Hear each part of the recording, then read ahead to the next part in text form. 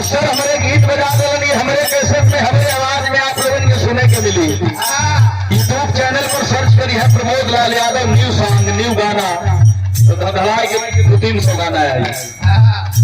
ये आप लोगों का प्यारा हमारी मदन का, आप लोग हर कलाकारों को गवाते हैं, गीतों को सुनते हैं, तो हम कलाकार धन्य हो जाते हैं। कौनो आशिक अपने माशिका के प्यार में, उषा जी, इंद्रसेन भैया, तो वो बहुत हमके लगा था प्यार भय लगे उसे 80 साल की उम्र में।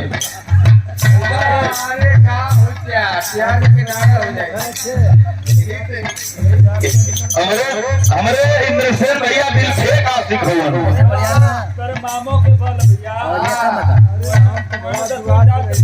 इनके तक होता ही होगा। लेकिन बात वही है, आशिक प्यार में धोखा खाया और लोगों से कह रहा प्यार मत करना। ये जमाना में प्यार कई बड़ा धोखा था। पहले तो प्यार रहल हीर रांझा लैला मजनू का प्यार, आज का प्यार का हो गई। तो कहता मजनू का कहता,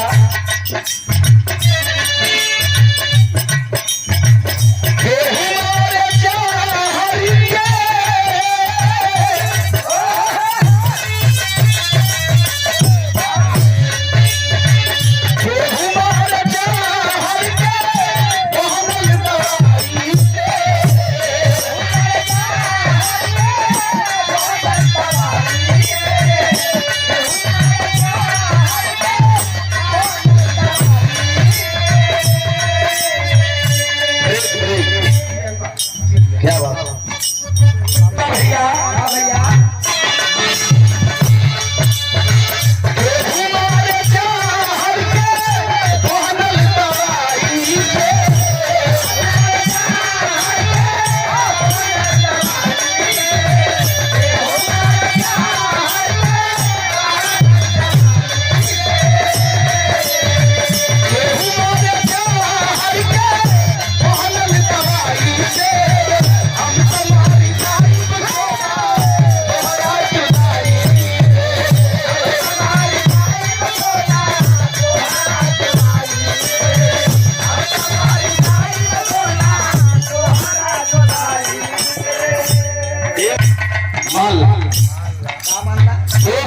आशीर्वाद इस महफिल के बाद साधक गंगा जमुना में निर्मल पानी रहे, दुल्हा दुल्हन की जिंदगानी रहे, रिश्ता की मधुरता सदैव बनी रहे, यही मेरी कामना है।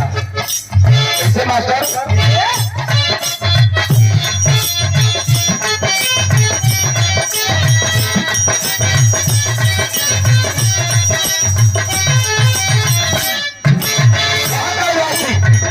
चाहिए ना